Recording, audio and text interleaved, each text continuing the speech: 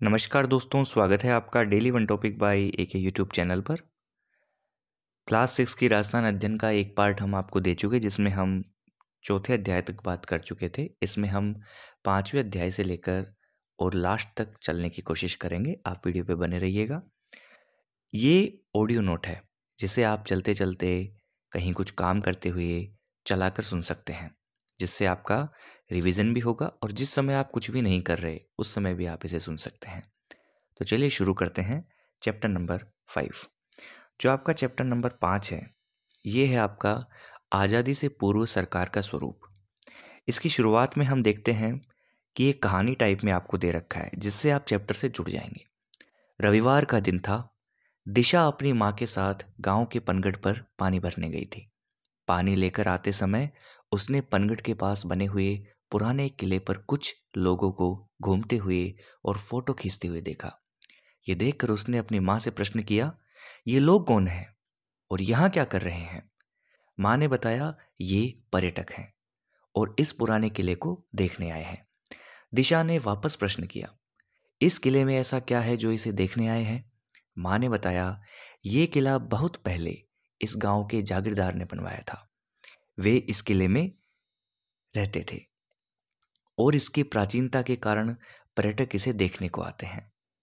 अब दिशा ने एक प्रश्न और कर लिया कि ये जागीरदार कौन होते हैं या कौन थे? अब वे कहाँ रहते हैं? माँ ने मुस्कुराते हुए कहा, पहले जागीरदार ही गांव के प्रशासक होते थे। इनके पास ही गांव की देखरेख की जिम्मेदारी होती थी।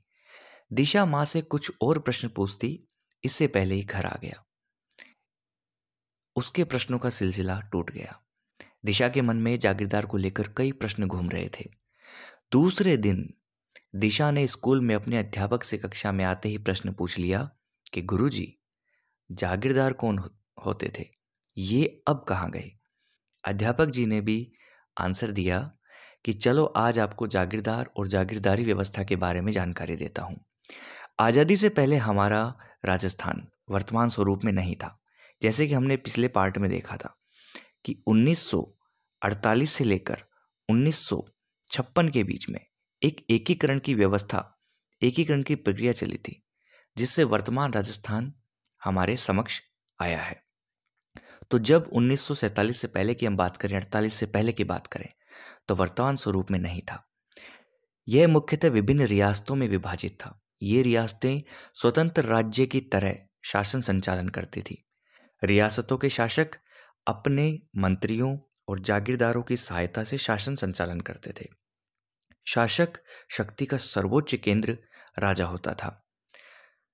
शासन का यह प्रकार राजशाही शासन कहलाता था, जिसमें सर्वोच्च शक्ति जो राजा होता था। तो इस प्रकार के शासन को राजशाही शासन कहते थे। क्या कहते थे? राजशाही शासन। कब की बात कर रहे हैं गुरुजी? गुरुजी बात कर रहे हैं आज़ादी से पहले की। अब राजशाही शासन का स्वरूप क्या होता है, इसके बारे में हम बात करते हैं। तो अब बात कर रहे हैं राजशाही शासन का स्वरूप क्या होता है। राजस्थान की विभिन्न रियासतों में सिसोदिया, राठौड़, कछवा और चौहान आदि वंश शासक राज्य करते थे। ठीक है, इन वंशों के शासक राज्य करते थे। ये अलग अलग राज्य थे, लेकिन शासन व्यवस्था लगभग समान थी।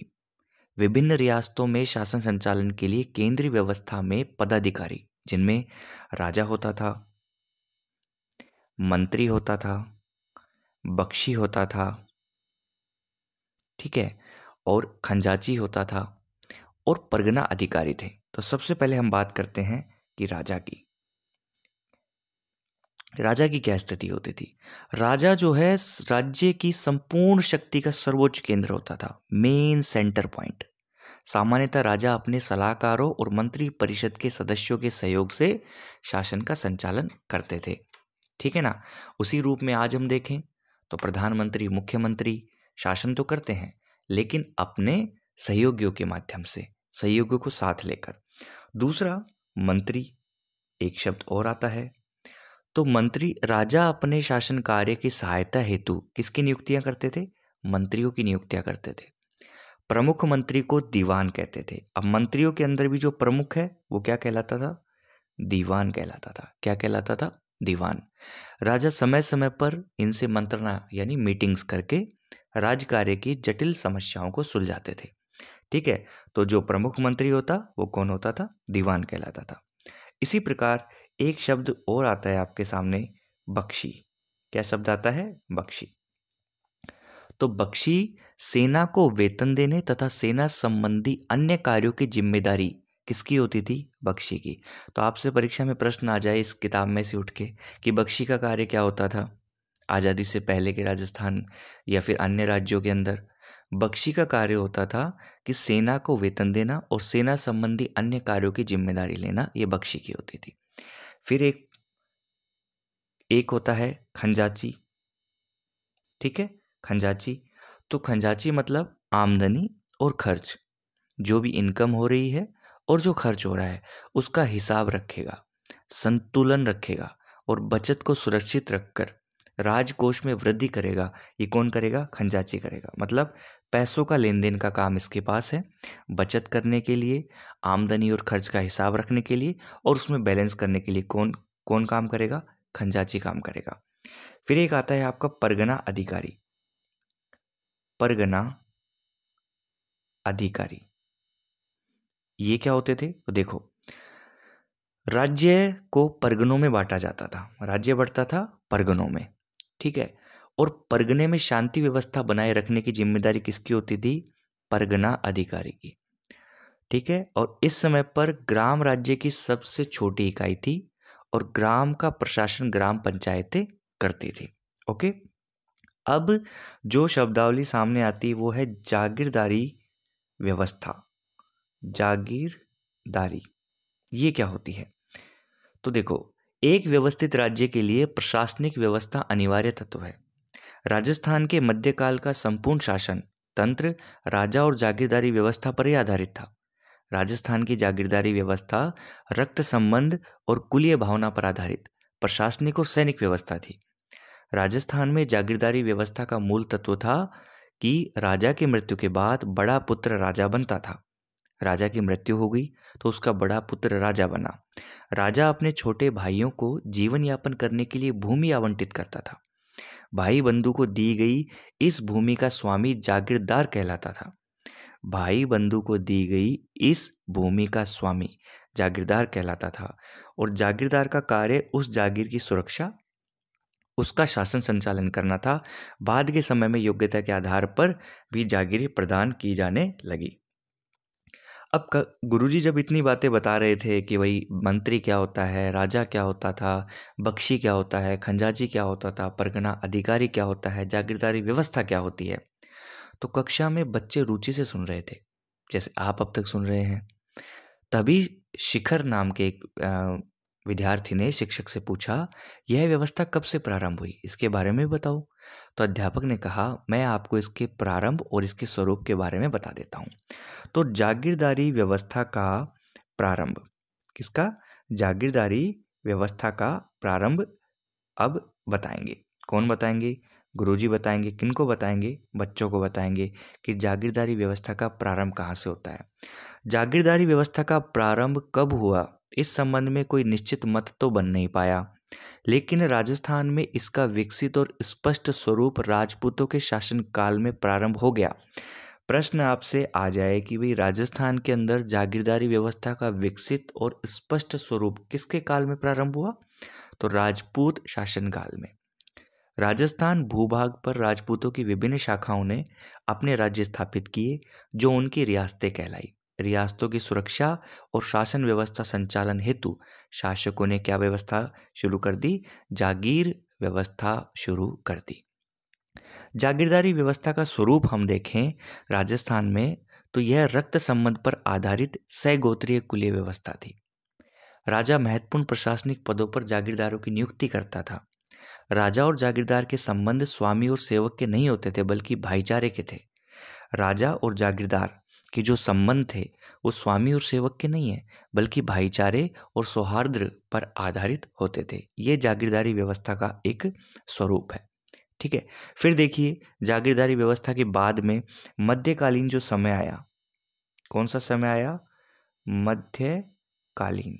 तो मध्यकालीन व्यवस्था में जागीरदारी व्यवस्था के स्वरूप में क्या परिवर्तन आया वो हम देखेंगे। तो मध्यकालीन का मतलब होता है हम कौन से काल की बात कर रहे हैं? मुगल। कौन से काल की बात कर रहे हैं? मुगल। तो मुगल काल में मुगलों से संधि के कारण शासकों की जागीरदारों पर निर्भरता कम हो गई।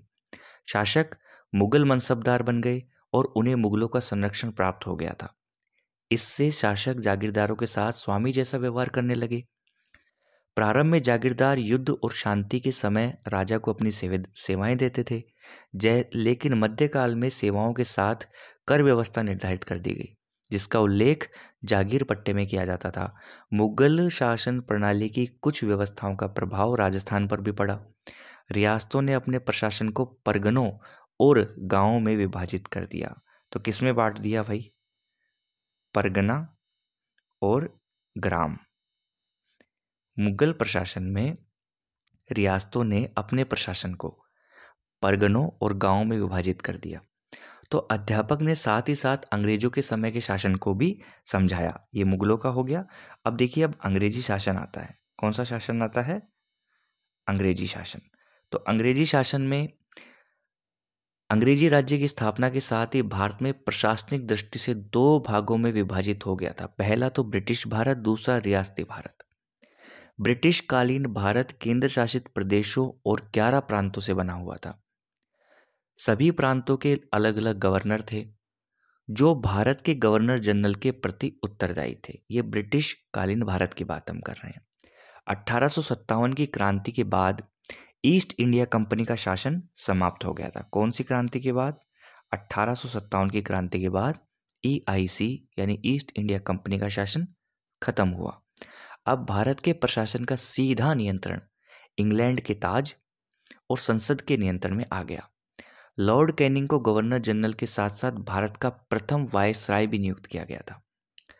अंग्रेज सरकार द्वारा विभिन्न अधिनियम पारित करके भारत का शासन संचालन किया जाने लगा। फिर बात आती है 1935 में। तो 1935 का जब भारत शासन अधिनियम आया, जिसे 1 अप्रैल 1937 को लागू किया गया था। 1 अप्रैल 1937 को लागू किया गया था। इस अधिनियम के द्वारा अजमेर मेरवाड़ा के प्रशासन में परिवर्तन लाया गया।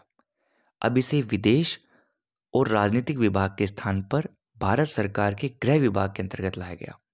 गृह विभाग के अंतर्गत आने का प्रमुख प्रभाव यह हुआ कि अब इस क्षेत्र के सभी कानून संघीय कार्यपालिका द्वारा बनाए जाने लगे, ना कि गवर्नर जनरल के द्वारा। देश की आज़ादी के बाद राजस्थान में एकीकरण की शुरुआत हुई। राजस्थान की प्रथम विधानसभा के लिए जो चुनाव हुआ था वो हुआ था 1952 में। कब हुआ था? 1952 में चुनाव हुआ। और उस समय के ऊपर जो प्रथम निर्वाचित मुख्यमंत्री बने थे वो थे आपके टीकाराम पालीवाल। कौन थे? टीकाराम पालीवाल। टीकाराम पालीवाल ये प्रथम निर्वाचित मुख्यमंत्री बने थे। 1952 में पहला चुनाव हुआ था राजस्थान में। ठीक है, तो ये हमने देखा, आपको जागीरदारी व्यवस्था के बारे में बताया। ठीक है, 5th चैप्टर यहाँ पे आपका कंप्लीट हो जाता है। ओके, तो अब मैं आपसे यदि पूछूं कि सेना को वेतन देना और सेना संबंधित अन्य जो काम थे ये कौन करता था? आपको ध्यान होगा, बख्शी करता था। कौन करता था? बख्शी।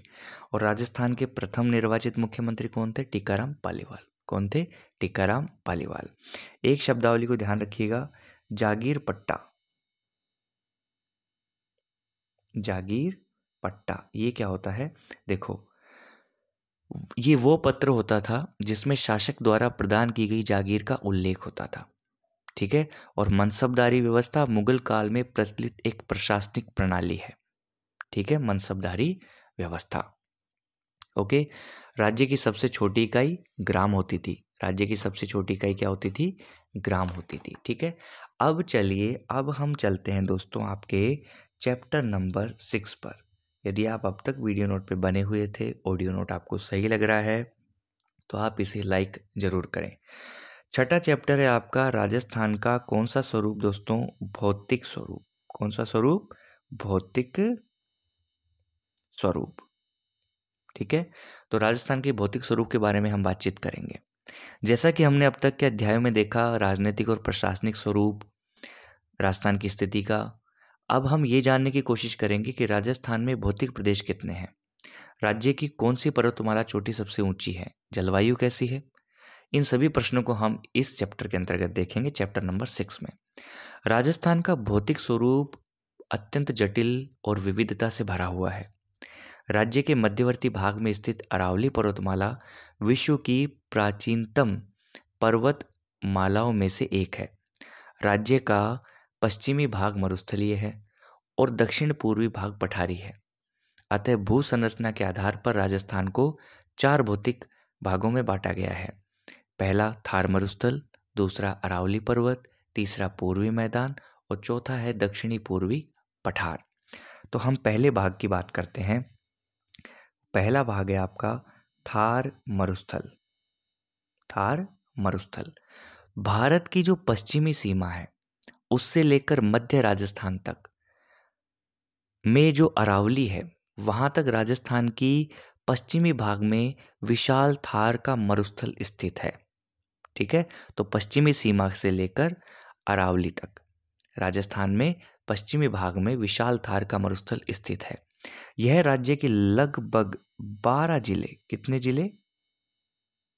लगभग 12 जिले कवर करता है और 61% भूभाग पर फैला हुआ है।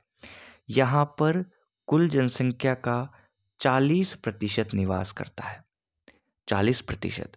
और यह मरुस्थल विश्व के अन्य मरुस्थलों की तुलना में अधिक जनघनत्व, पशु घनत्व, वर्षा, खनिज विविधता, वनस्पति, सिंचाई के साधन, कृषि, सर्वाधिक जैव विविधता के कारण विश्व का सबसे धनी मरुस्थल कहलाता है। थार का मरुस्थल विश्व का सबसे धनी मरुस्थल। ठीक है, 61% यहाँ पर क्षेत्रफल है देश का और 40% जनसंख्या निवास करती है। लगभग 12 जिलों में ये फैला हुआ है। अभी हम किसकी बात कर रहे हैं? केवल और केवल पहले भाग की, थार मरुस्थल की। बाड़मेर, जैसलमेर, बीकानेर में स्थित रेतीले मरुस्थलीय भाग को भारतीय महामरुस्थल ग्रेट इंडियन डेजर्ट के नाम से जाना जाता है। तो आपसे प्रश्न पूछ लिया जाएगा कि भारतीय महामरुस्थल किन किन जिलों में फैला हुआ है, तो आप वहाँ पे बता दीजिएगा। एक तो बाड़मेर, दूसरा जैसलमेर, बाड़मेर, जैसलमेर, और तीसरा बीकानेर। इन 3 जिलों की हम बात करें तो यहाँ पर ग्रेट इंडियन डेजर्ट का जो मरुस्थलीय भाग है उसको भारतीय महामरुस्थल कहा जाता है। इस क्षेत्र में रेतीली मिट्टी व रेत के टीले पाए जाते हैं जो हवा के साथ अपना स्थान बदल लेते हैं। इन्हें बालू का स्तूप और स्थानीय भाषा में क्या कहा जाता है? धोरे कहा जाता है। बालू का स्तूप और धोरे कहा जाता है। थार मरुस्थल को धरातलीय विशेषताओं के आधार पर मरुभूमि, घग्गर का मैदानी भाग, अर्ध मरुस्थलीय भाग, नागौर की उच्च भूमि और अंतः प्रवाही क्षेत्रों में प्रदेशों में विभक्त किया गया है। ठीक है, तो ये आपका पहला था भाग थार मरुस्थल। दूसरा आपका आता है भौतिक प्रदेश अरावली। अरावली राजस्थान के मध्य भाग में दक्षिण पश्चिम से उत्तर पूर्व की ओर, दक्षिण पश्चिम से उत्तर पूर्व की ओर ये क्या फैली हुई है? अरावली फैली हुई है, अरावली पर्वतमाला। ठीक है, ये राज्य के लगभग 9% क्षेत्रफल पर है। कितने प्रतिशत पर? 9% क्षेत्रफल पर विस्तृत है। ये विश्व के सबसे प्राचीन पर्वतों में से एक है। ये दक्षिण में, जो दक्षिणी बिंदु है, गुजरात के खेड़ ब्रह्मा से शुरू होता है और उत्तर में दिल्ली के रायसीना तक जाता है। कुल इसकी 692 किलोमीटर लंबाई है और राजस्थान की बात करें तो 550 किलोमीटर राजस्थान में ये फैली हुई है। कितनी किलोमीटर फैली हुई है? 550 किलोमीटर। और कुल कितनी है इसकी लंबाई? 692। तो राजस्थान में कितनी है? 550 किलोमीटर, कुल 692 किलोमीटर। ठीक है, कहाँ से? गुजरात के खेड़ ब्रह्मा से उत्तर में दिल्ली के रायसीना तक। अरावली पर्वतमाला राजस्थान को 2 भागों में बांटती है। एक तो भैया पूर्वी राजस्थान और एक पश्चिमी राजस्थान, एक पूर्वी और एक पश्चिमी। क्लियर है? पूर्वी राजस्थान और पश्चिमी राजस्थान में बांट देती है। अरावली पर्वतमाला राजस्थान का सबसे उच्च भूभाग है, सबसे उच्च भूभाग है अरावली पर्वतमाला। इस पर्वतमाला में हम बात करें तो खनिज संसाधन बहुत अधिक मात्रा में मिलते हैं। अरावली पर्वतमाला मरुस्थल की ओर पूर्व की ओर प्रसार को भी रोकती है। जैसे पश्चिम की ओर मरुस्थल है तो अरावली पर्वतमाला बीच में आ जाती है, तो यह पूर्व में जाने से रोक देती है किसको? मरुस्थल को। तो मरुस्थल का विस्तार रुक रहा है। इस पर्वतमाला में अधिकांश नदियों के उद्गम स्थल हैं।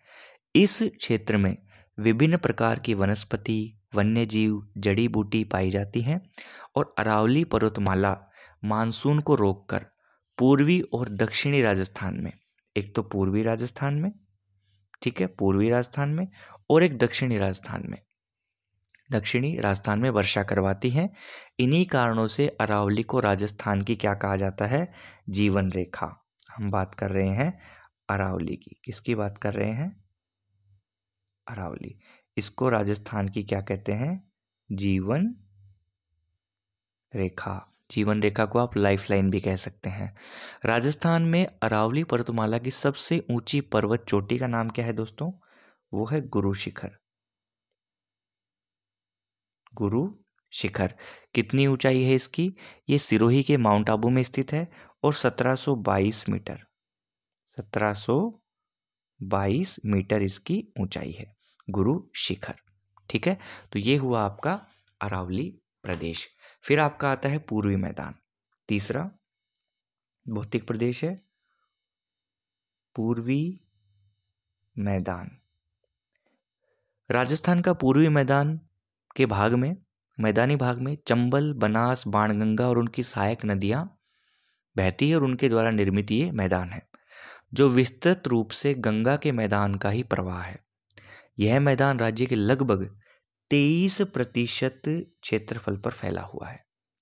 चंबल नदी के आसपास कोटा से धौलपुर तक का क्षेत्र नाली अपर्दन के कारण, कोटा से धौलपुर का क्षेत्र नाली अपर्दन के कारण अत्यधिक ऊबड़ खाबड़ है, जिसे चंबल के बीहड़, डांग या उत्खात या फिर इंग्लिश में बैड लैंड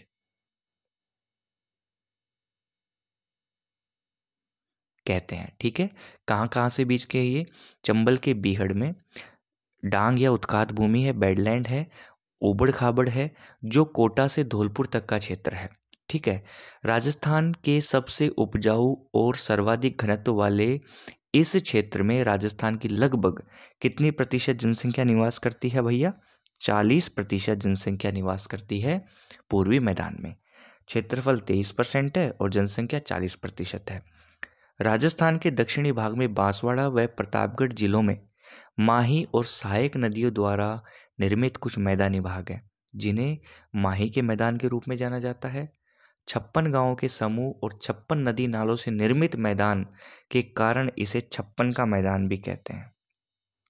56 का मैदान, 56 का मैदान। तो बांसवाड़ा और प्रतापगढ़ जिलों में माही और सहायक नदियों द्वारा निर्मित कुछ मैदानी भाग है।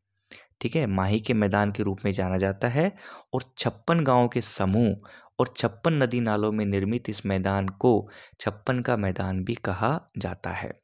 फोर्थ आपका भौतिक प्रदेश है दोस्तों दक्षिणी पूर्वी पठार। दक्षिणी पूर्वी पठार, इसे हम कह देते हैं हाड़ौती का पठार। क्या कहते हैं? हाड़ौती का पठार। राजस्थान के दक्षिणी पूर्वी भाग को प्राचीन काल में हाड़ा वंशी शासकों का क्षेत्र होने के कारण इसे कहा गया हाड़ौती पठार। राज्य के लगभग 7% क्षेत्र पर फैले इस भाग में पठारी क्षेत्र की अधिकांश मिट्टी लावा से बनी हुई मध्यम काली है, जो उपजाऊ मिट्टी है। राजस्थान के अन्य पठारों में प्रमुख हैं। अन्य पठारों की बात करें तो उड़िया और आबू सिरोही में स्थित है। उदयपुर एवं राजसमंद में भोराट का पठार है। तो भोराट का पठार कहाँ स्थित है? उदयपुर और राजसमंद में। मेसा का पठार चित्तौड़गढ़ में और ऊपरवाल चित्तौड़गढ़ और भीलवाड़ा जिले के पूर्वी भाग में स्थित है। इसी प्रकार लसाड़िया का पठार उदयपुर और प्रतापगढ़ में स्थित है, लसाड़िया का पठार। ठीक है, तो ये आपके 4 भौतिक प्रदेश हो गए ऑडियो फॉर्म में। अब हम बात करते हैं इसी चैप्टर के अंदर जलवायु। किसकी बात करेंगे? जलवायु। जलवायु व ऋतु चक्र। किसका बात करेंगे हम? जलवायु व ऋतु चक्र, राजस्थान का। ठीक है, तो राजस्थान की जलवायु पर मानसून का स्पष्ट प्रभाव है।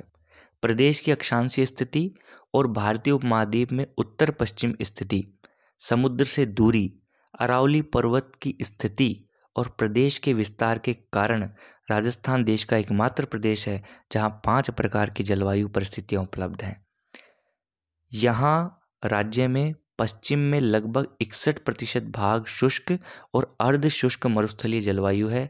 वहीं अरावली के पूर्व में जयपुर और उत्तर पूर्वी जिलों में उपाद्र जलवायु है। सवाई माधोपुर से लेकर उदयपुर तक आर्द्र जलवायु है और दक्षिण में बांसवाड़ा व दक्षिण पूर्व के झालावाड़ जिलों में अति आर्द्र जलवायु पाई जाती है। यहाँ औसत वार्षिक वर्षा लगभग 100 सेंटीमीटर है। 100 सेंटीमीटर औसत वार्षिक वर्षा। जलवायु की औसत अवस्थाओं के आधार पर कहा जा सकता है कि राजस्थान भारत के अन्य प्रदेशों की तुलना में अधिक शुष्क है। ठीक है, अधिक शुष्क है। अब देखो, हम ये भी कहते हैं कि भाई राजस्थान में 3 ऋतुएं पाई जाती हैं। ऋतु चक्र की बात करें तो राजस्थान में मुख्यतः कितनी ऋतु? 3 ऋतुएं पाई जाती हैं। एक तो आपकी होती है ग्रीष्म ऋतु, जिसे हम गर्मी कह देते हैं। ठीक है, दूसरी आपकी होती है वर्षा ऋतु, वर्षा ऋतु, और तीसरी आपकी होती है शीत ऋतु, शीत ऋतु। तो ग्रीष्म ऋतु की हम बात करें तो ये भैया मार्च से और मार्च से जून तक होती है। वर्षा ऋतु की बात करें तो जुलाई से और सितंबर। ठीक है, शीत ऋतु की बात करें तो भाई अक्टूबर से और फरवरी। ये यहाँ पे वर्षा ऋतु, ये 3 प्रकार की ऋतुएं हैं राजस्थान में, ग्रीष्म, वर्षा और शीत ऋतु। इनका समय है ग्रीष्म ऋतु में मार्च और जून, और वर्षा ऋतु में जुलाई से सितंबर, और शीत ऋतु में अक्टूबर से फरवरी। सबसे पहले हम ग्रीष्म ऋतु की बात करें तो इस ऋतु में तापमान विभिन्न क्षेत्रों में 30 से 40 डिग्री सेंटीग्रेड से अधिक रहता है। पश्चिमी राजस्थान में विशेषकर, जिसमें जैसलमेर, बाड़मेर, बीकानेर, जोधपुर, गंगानगर, चूरू, यहाँ पर 40 से 45 डिग्री सेंटीग्रेड तक हो जाता है। थार मरुस्थल रेतीला होने के कारण भारत के अत्यधिक गर्म प्रदेशों में से एक है। रेत की एक खासियत है कि रेत जितना जल्दी गर्म होती है उतनी जल्दी ही ठंडी भी होती है। अतः मरुस्थल में इस ऋतु में दिन का तापमान बहुत बढ़ जाता है, रात को बहुत कम हो जाता है, जिससे दैनिक एवं वार्षिक ताप में अंतर भी अधिक रहता है। ऊंचाई के कारण माउंट आबू इस ऋतु में राजस्थान का सबसे ठंडा स्थान है। ग्रीष्म ऋतु में सबसे ठंडा स्थान है माउंट आबू। ठीक है, और इस ग्रीष्म ऋतु में राजस्थान में एक धूल भरी हवाएं चलती हैं, जिन्हें क्या कह देते हैं दोस्तों? लू कह देते हैं। क्या कह देते हैं? लू। ये जो लू है ये 100 किलोमीटर प्रति घंटा से भी अधिक इनकी रफ्तार हो जाती है। एकदम गर्म हवाएं होती हैं, जैसे बोलते हैं ना अपने लू के थपेड़े लगते हैं, तो वो थपेड़े इन गर्म हवाओं के लगते हैं ग्रीष्म ऋतु में। अब हम बात करते हैं वर्षा ऋतु की, जो जुलाई से सितंबर तक है। इस वर्षा ऋतु में ही बारिश होती है राजस्थान में। 90 से 95% तक जो बारिश होनी है इस वर्षा ऋतु में होगी। मानसूनी हवाओं से जुलाई से सितंबर के बीच में वर्षा होती है।